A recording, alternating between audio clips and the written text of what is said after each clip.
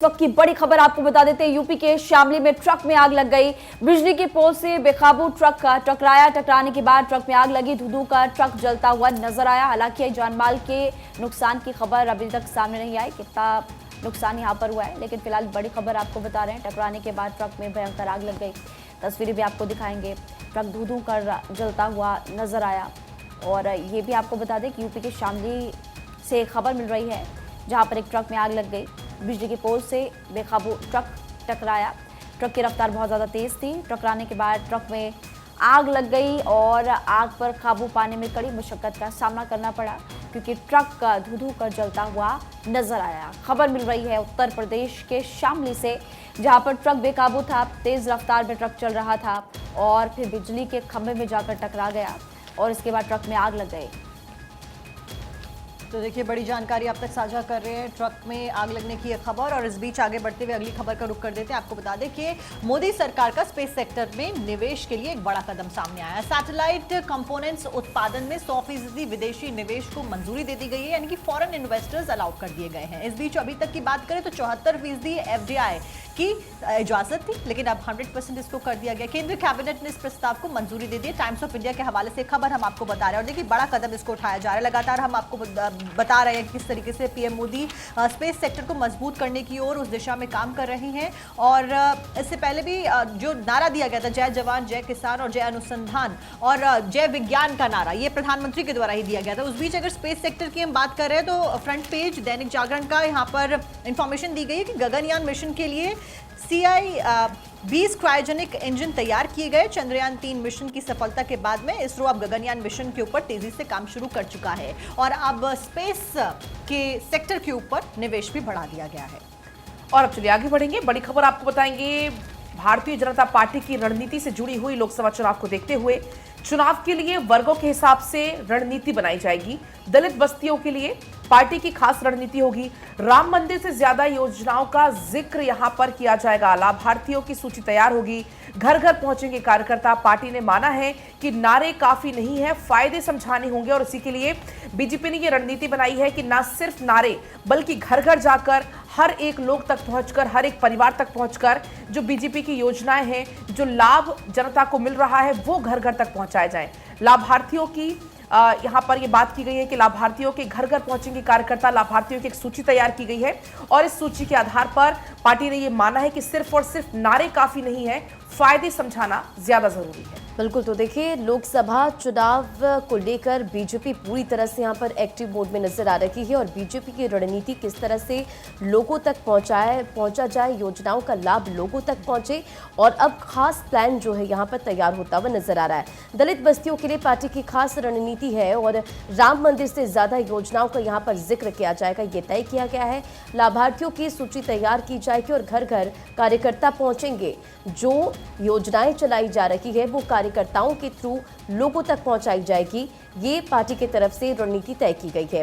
Party ने माना है कि नारे काफी नहीं है, फायदे समझाने होंगे। और देखिए, इन्हीं सब चीजों को लेकर बीजेपी आगे आगामी लोकसभा चुनाव को लेकर पूरी तरह से एक्शन मोड में नजर आ रही है। तो राम मंदिर से ज्यादा योजनाओं का यहाँ पर जिक्र होगा। लाभार्थियों के घर घर पहुंचने, कार्यकर्ता जो है वो घर घर पहुंचेंगे। और देखिए, बीजेपी ने जितनी भी बैठकें ली है, कार्यकर्ताओं को सख्त निर्देश दिए गए कि वो जनता के बीच जाएं, यानी कि जनता के बीच जाकर योजनाओं के बारे में उन्हें जानकारी दें। उनके बीच जाकर जो भी योजनाएं चल रही है सरकार की तरफ से, वो उन्हें बताएं ताकि उनका लाभ जनता तक पहुंच सके। और आगामी लोकसभा चुनाव को लेकर देखिए, बीजेपी लगातार एक्शन मोड में है। अब बीजेपी ने आगे की रणनीति तय की है।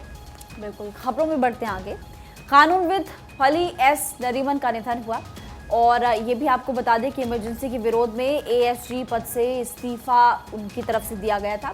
2007 में अगर हम बात करें तो पद्म विभूषण से सम्मानित हुए थे। पीएम मोदी ने फली नरीमन के निधन पर दुख जताया है। राष्ट्रपति, PM Modi, chief justice of India ने भी निधन पर दुख जताया। देखिए, न्यायपालिका के पितामह फली एस नरीमन का निधन। कानून विशेषज्ञ एवं अधिवक्ता फली एस नरीमन का मंगलवार और बुधवार की दरमियानी रात 95 साल की आयु में नई दिल्ली में निधन हो गया और हृदय संबंधी बीमारी से वो जूझ रहे थे। रात करीब 1 बजे अपने आवास पर अंतिम सांस उन्होंने ली।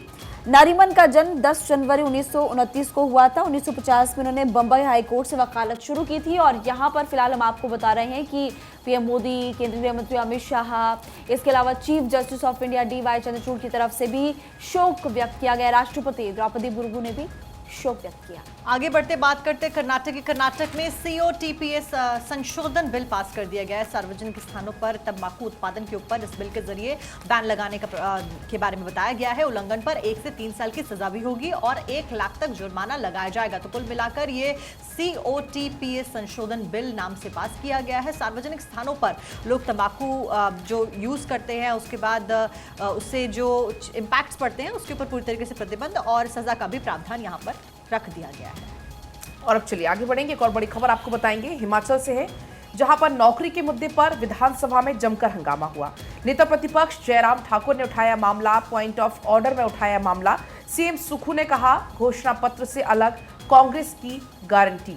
तो ये जमकर हंगामा हुआ। दरअसल नेता प्रतिपक्ष जयराम ठाकुर ने यहां पर ये मामला उठाया नौकरी के मुद्दे पर। जब जमकर हंगामा हुआ, पॉइंट ऑफ ऑर्डर में ये मामला उठाया गया। देखिए, सीएम सुक्खू ने कहा घोषणा पत्र से अलग कांग्रेस की गारंटियां हैं। बढ़ेंगे खबरों में आगे और बात मध्य प्रदेश की। मध्य प्रदेश सरकार बनाएगी नया गौ कानून और गायों को मिलेगा जन्म से मृत्यु तक गरिमापूर्ण जीवन का अधिकार और पूर्ण आदर के साथ वैज्ञानिक तरीके से होगा अंतिम संस्कार। पालन न होने पर धारा 188 के तहत इसमें कार्रवाई होगी। हिंदुस्तान टाइम्स में इस खबर का जिक्र है। आगे बढ़ते राजस्थान में अब लाल बत्ती पर भी रुकेगा सीएम का काफिला। देखिए, आम आदमी को ताकि राहत मिल सके, उनका जो सफ़र है वो आसान हो सके, क्योंकि कई बार ऐसा होता है कि वीआईपी मूवमेंट होती है, उस वजह से वीआईपी कल्चर के कारण आम लोगों को मुश्किलों का सामना करना पड़ता है। अब आम आदमी की तरह सीएम भजन लाल सफ़र कर सकेंगे।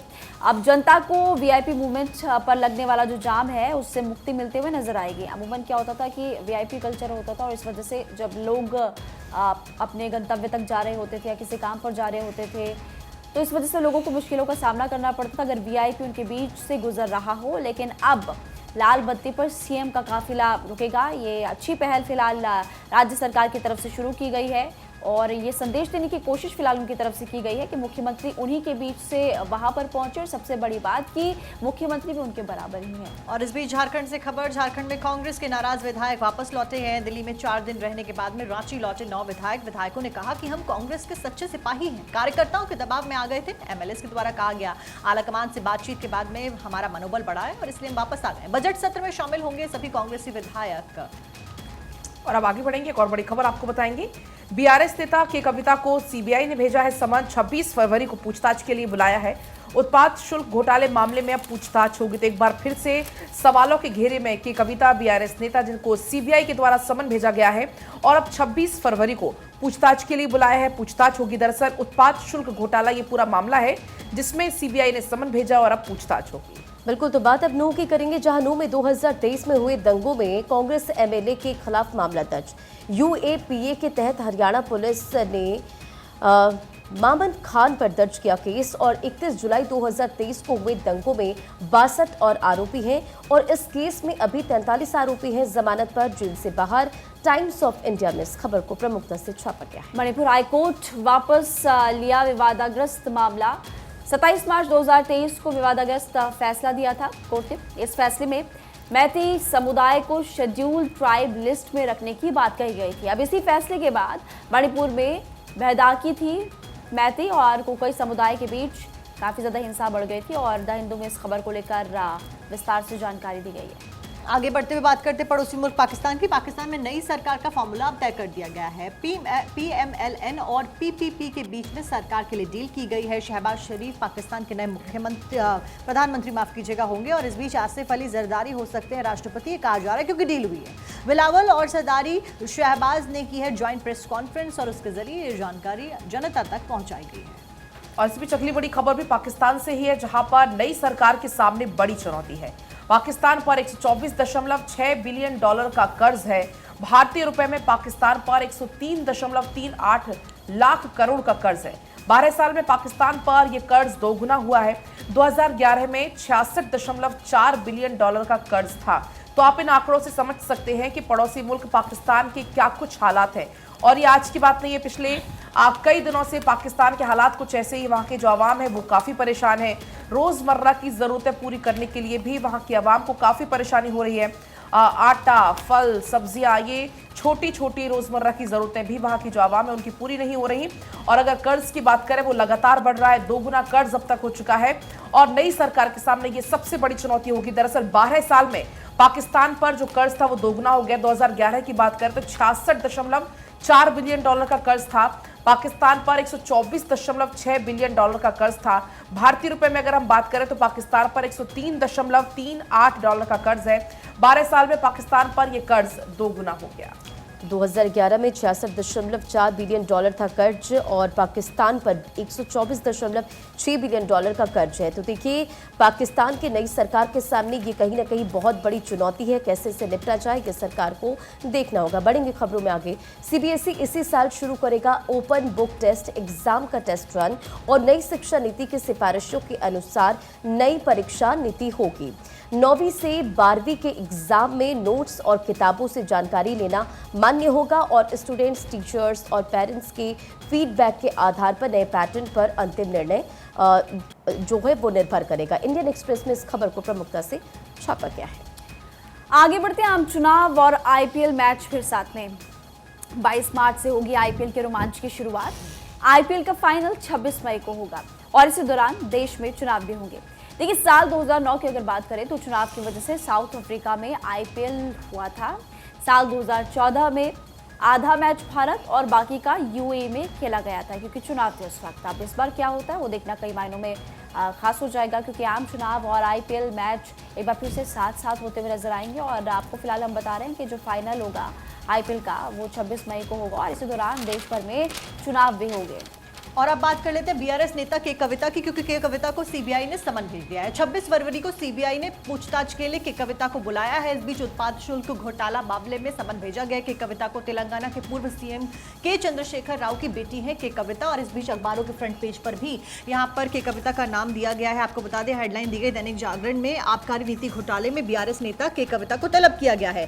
सीबीआई ने दिल्ली आबकारी नीति घोटाला मामले में तेलंगाना के पूर्व मुख्यमंत्री के चंद्रशेखर राव की बेटी और भारत राष्ट्रीय समिति यानी कि बीआरएस नेता के कविता को अगले सप्ताह में तलब किया है। पूछताछ के लिए बुलाए गए के कविता को। इससे पहले आपको यह भी बता दें कि सीबीआई के द्वारा दिसंबर 2022 में हैदराबाद स्थित आवास पर बीआरएस नेता के बयान दर्ज करा चुकी है जो सीबीआई है। और इस बीच गत माह ईडी ने भी बीआरएस नेता को पेश होने के लिए समन भेजा था, हालांकि उन्होंने पेश होने से इनकार कर दिया था। आपके कविता इस समन के बाद में पेश होती है, क्या कुछ सवाल जवाब किए जाते हैं, ये देखना महत्वपूर्ण होगा। पलक बिल्कुल, और आगे बढ़ेंगे। राजस्थान से बड़ी खबर आपको बताएंगे। कांग्रेस सरकार के प्रोजेक्ट्स की समीक्षा। भजनलाल सरकार ने सजावटी खर्च पर चलाई कैंची। कई प्रोजेक्ट्स पर रोक लगा दी है। लेट हुए प्रोजेक्ट पर भी एक्शन लिया गया। आपको बता दें, गोविंद देव जी मंदिर में जो काम की कंसल्टेंसी खारिज कर दी गई। मंदिर में 100 करोड़ रुपए के काम होने थे। 2 चौराहे पर 38 करोड़ खर्च का बजट भी रद्द कर दिया है। तो कांग्रेस सरकार की जितने भी काम थे, जितने भी बजट थे, उनकी समीक्षा की जा रही है। सजावटी खर्च थे, उन पर कैंची चलाई गई। कई प्रोजेक्ट्स ऐसे थे जिनको रोक दिया गया। जो लेट प्रोजेक्ट चल रहे थे उन पर रोक लगा दी गई। गोविंद देव जी मंदिर में जो काम होना था उस पर भी यहाँ पर रोक लगा दी गई। मंदिर में 100 करोड़ रुपए में काम होने थे। 2 चौराहे पर करीब करीब 38 करोड़ का खर्च आना था, उस बजट को भी रद्द कर दिया गया है। भजनलाल सरकार ने यह बड़ा फैसला लिया। बिल्कुल, तो देखिए, राजस्थान से बड़ी खबर आपको बता रहे, कांग्रेस सरकार की समीक्षा और कई प्रोजेक्ट्स पर रोक लगाई गई है। गोविंद देव जी मंदिर में कामकाज की कंसल्टेंसी खारिज हुई है और मंदिर में 100 करोड़ रुपए के काम होने थे। तो 2 चौराहों पर 38 करोड़ खर्च का बजट भी रद्द हो गया। बढ़ेंगे खबरों में आके बात अजमेर की, जहां बदमाशों की पुलिस को चुनौती। केरल में वारदात कर अजमेर आ रहे और छिपे। केरल में 45 लाख की चोरी की थी और अजमेर में बड़ी वारदात की फिराक में थे। पकड़ने आई पुलिस पर फायरिंग भी की गई। ट्रेनी आईपीएस घायल बताए जा रहे हैं। आरोपी गिरफ्तार हुआ है। 2 पिस्टल भी बरामद यहां पर हुई। तो बड़ी कार्रवाई और बदमाशों को पुलिस ने यहां पर चुनौती दी।